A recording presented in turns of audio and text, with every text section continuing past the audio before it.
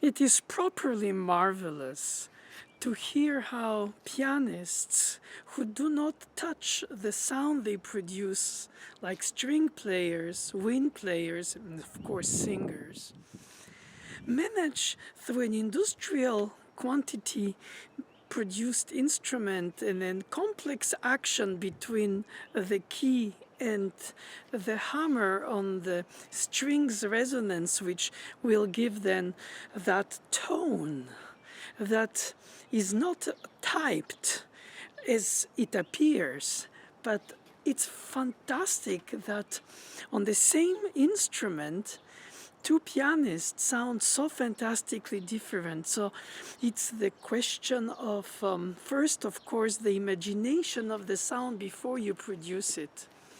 Then, and that is probably the best part, is the way you connect to the keys, the speed of depressing, the closeness of touching, and the amount of lifting that you allow at the moment of lifting the key before you replay it, or perhaps overlap it with the next key and create that sense of legato with overlapping energy transmission between the knuckles, and then the wrist, the arm, the shoulder, the whole projection of the sound that comes from a relaxed body to a tense tip of the finger through the very stiff support of the palm and a very flexible wrist, and the elbow, especially from the shoulder, that is muscle relaxed.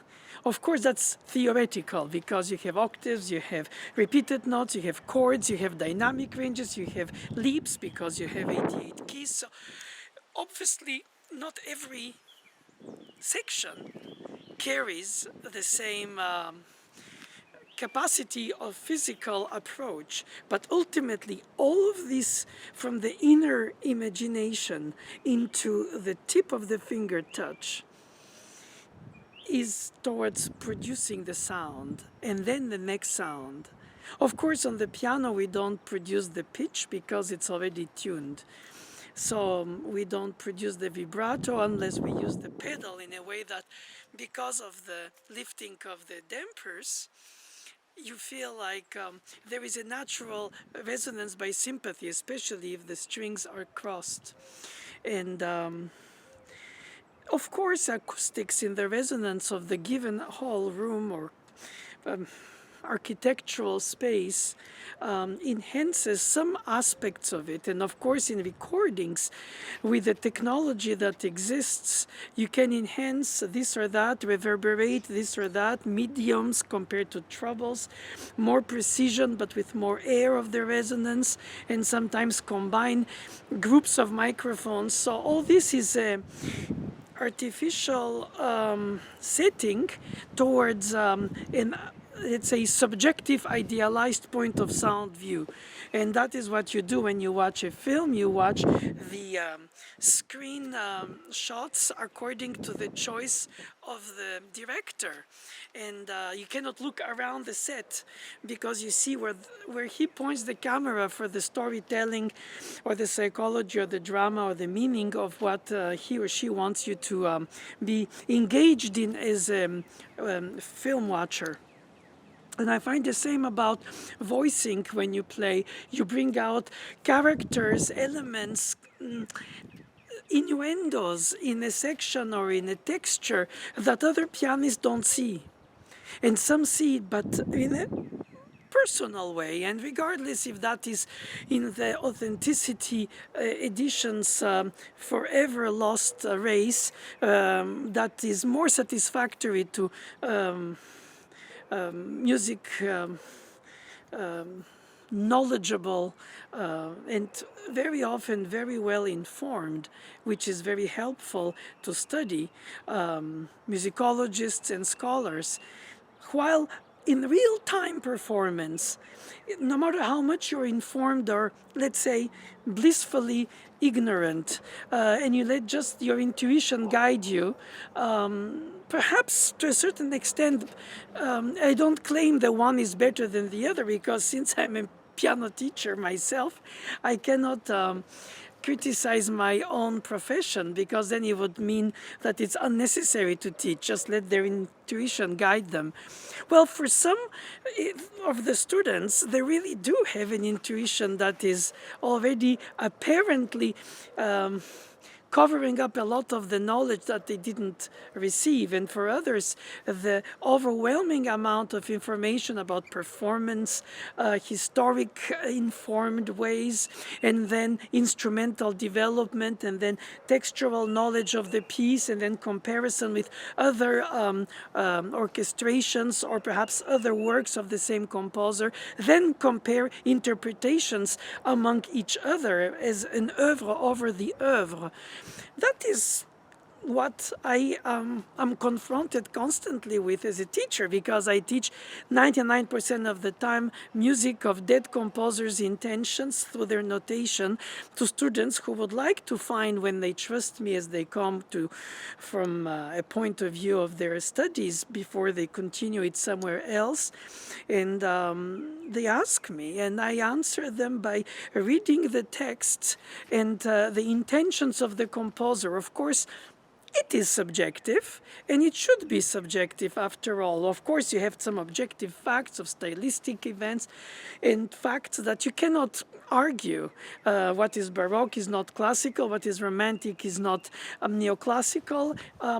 And time periods and overlappings and modernisms in the usage of the tonality into modality, and then the pedal, and then dissonances and consonances and how they're perceived in the expression of the storytelling, of the narrative storytelling. And it all goes down to the opening statement of mine that strikes me so much to be miraculous, about how individually the legato quality, the singing quality, the connected quality of the sounds of one pianist on the same piano differs from another. When the instrument is profoundly industrial, it's not handmade like a violin passed hand by hand since 17th century, and being in fact the extension of the musician who plays it. And the piano becomes the extension of the pianist who plays it. And I find that if a singer, like tenor for an opera, would it be bel canto, verismo, or opera seria, whichever style and genre, the very way their voice organ is physiologically made, and of course their technique, produces a sound that is immediately recognizable. It's like their signature. It's the physiology.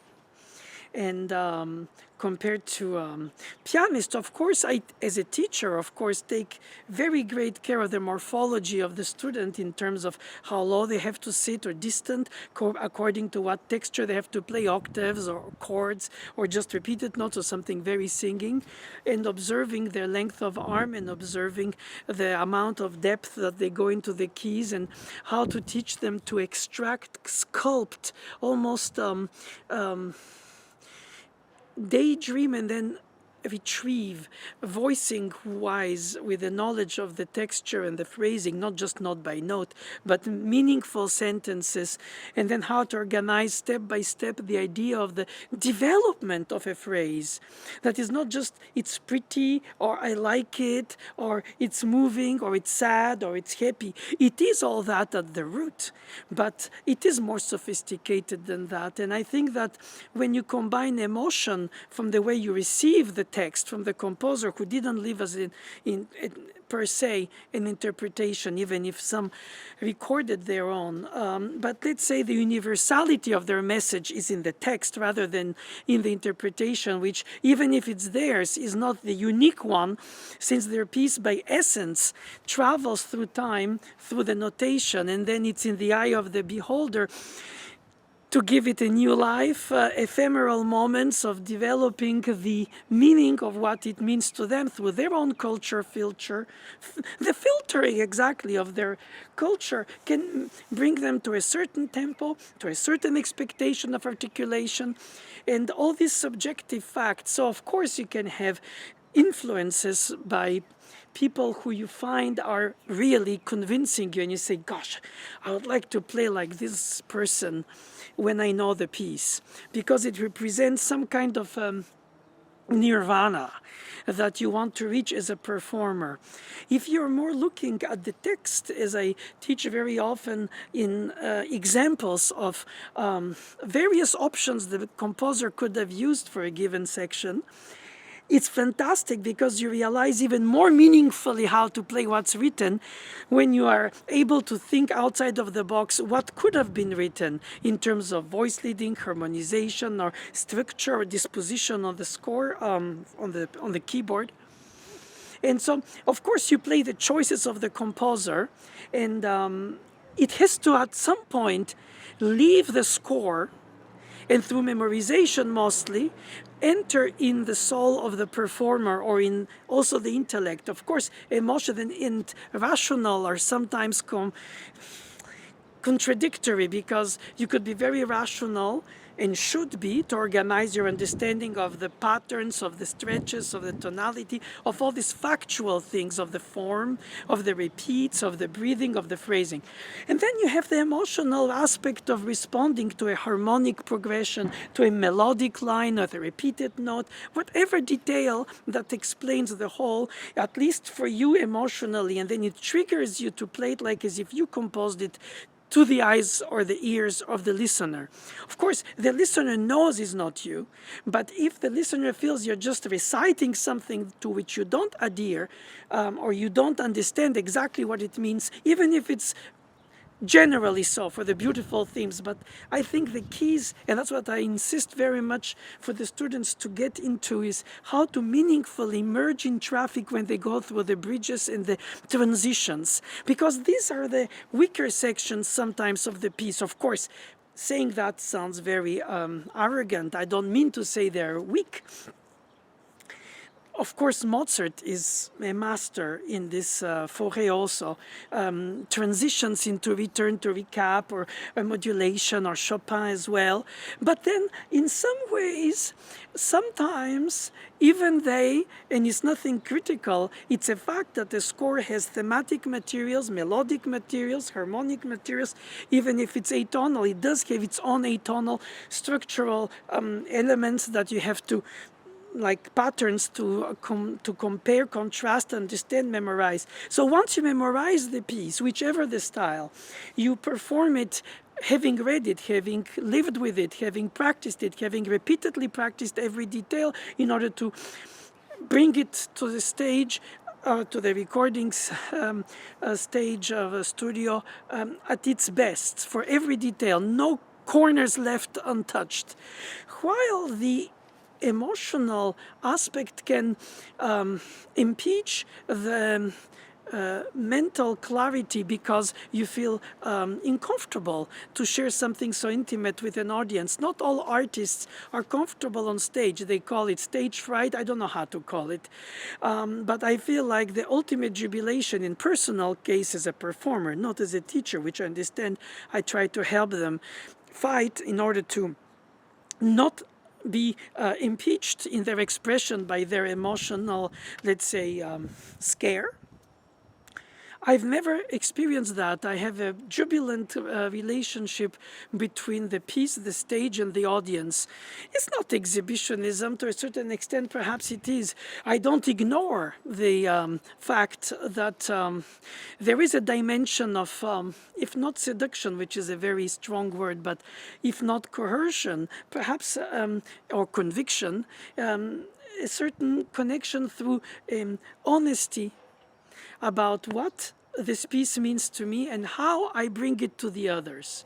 And I am only a hyphen as a performer between the composer, the piece of the composer, separate from the composer, and the audience. And this kind of link is so beautiful when it's uninterrupted and you feel like the flow comes from the next idea of the composer, how he or she goes through the sections. And sometimes they do repeats like Debussy with his echo cells, and sometimes it's structural, and sometimes it's constantly evolutional, and sometimes you need climaxes to justify like a punctuation, and then sometimes you have to manage how much of them and in what importance of hierarchy. And so you have to have an intellectual plan in front of you how to build this ephemeral construction, which is imaginary, and through the sounds you suggest it to the audience, and as soon as it's finished it vanishes like a dream that you don't remember when you wake up, but that was so real while you dreamed it. And I find that I insist very much for the students to work on the quality of their personal legato. Is to do with their articulation, is to do with their touch with the keys. If you fall above the key, you have the moment of depressing the key. It's almost like a tonguing in the wind instrument, pa. And if you play it from the key, dropping fast, you hear ha. You don't hear the consonant, directly the vowel, especially if you use the pedal, and you can have sounds that come out as resonances before you have even heard their attack. If you want to privilege a voice line that would have an aria to sing and a bass line to sustain, or in movement, or both, sandwiching the accompaniment in the middle, like Debussy, sometimes Ravel does, and Brahms, in a way, uses also the hemiola plus the sixth, the major and the minor, the interruptions, a certain sense of rubato with 2 against 3 rhythmically, which gives a sense of rhythmic rubato, obviously, because the second of the 3 has to be just played before the second of the 2, but not in between 2 and 3, so it shouldn't be a syncopation, ta ta ta ta ta ta ta ta, and then you have the 2 ta ta ta ta ta ta ta ta. So 1 out of 2 eighth notes is vertical and therefore aligned, and then the second and the third obviously don't. And so this is what I find so fascinating, is how many centuries of music we have access to today compared to past composers who didn't have that. Scores access, let less recordings, and how many specialists we have about music of different niches of time periods in the 20th century or in the 18th or the 16th. And then you have the generalist musicians, the ones who play on the piano recital like a bouquet of flowers, Scarlatti, Beethoven, Schubert, Schumann, Ravel, and then that people consider a recital, and others would say, I'd rather play the complete art of the fugue or well-tempered clavier or Goldberg variations, and then you enter in a chosen frame for one specific piece that is very long. So I find that it is very important that we assign to our signature element the touch and the legato, the singing. It doesn't have to be connected to be legato.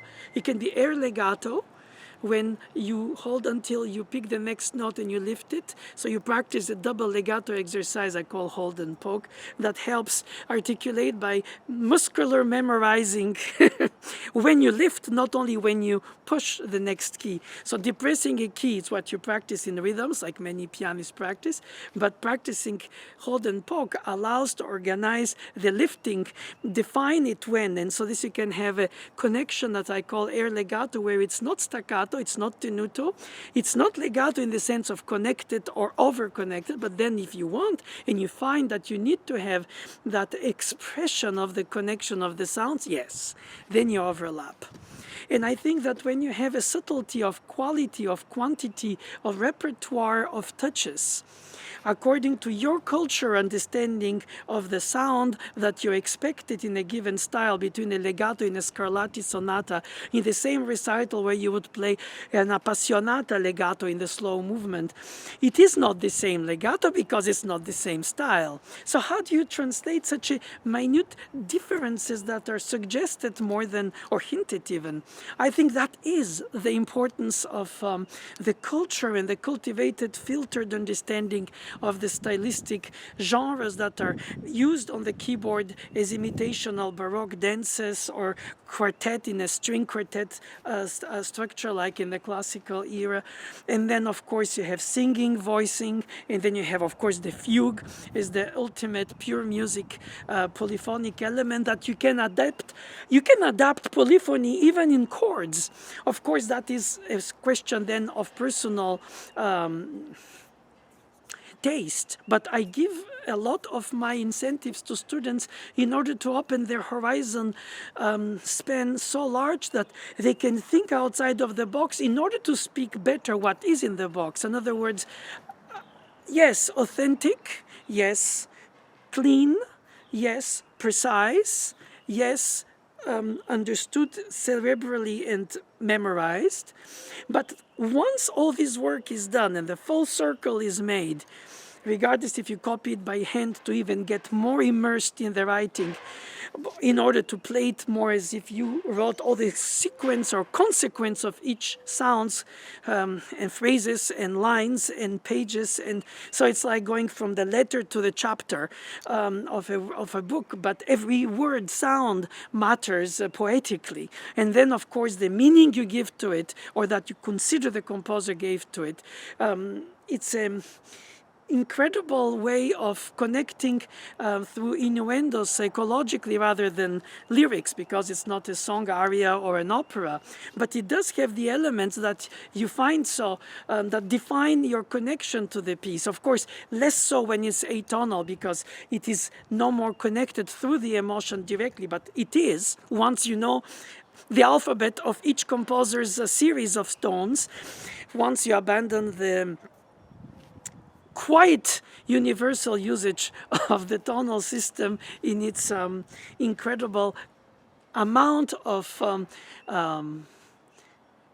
sounds that have more importance than others, the hierarchy. And the beauty of atonalism is that there is less hierarchy, if none, but its own new. So you have to learn the alphabet of the new writer in order to read their novel and discover the worlds that they want to express to you, who are the other ones until the ones who wrote in the tonal system for centuries.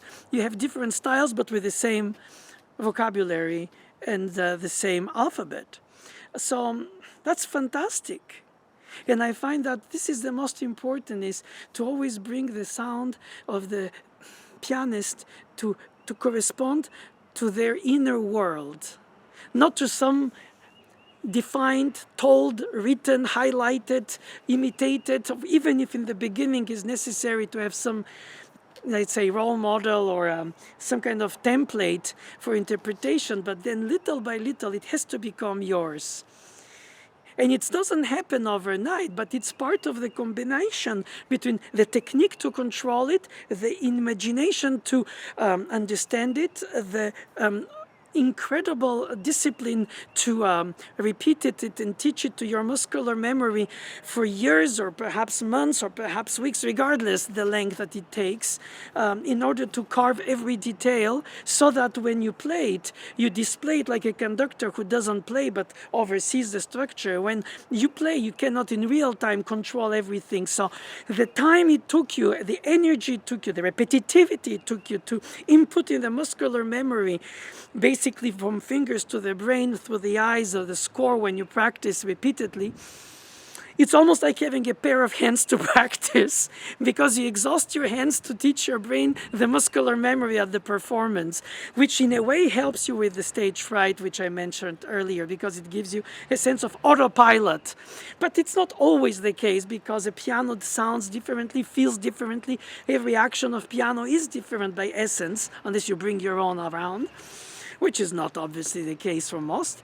But the point is that you can get to the point where you rediscover the piece, or the piece makes itself rediscovered by you during a performance, and you go, oh, I never heard this in it. And you have to remain very vigilant to be always ahead of each section, so you can prepare the flow of the events from the beginning to the end, even if you didn't plan them, because somehow the situation of the playing brought you to play in a certain tempo because of all these different elements, but then you have to make a cohesion of the moment and make meaningful, an incredibly meaningful moment of the unexpected, as if it was planned.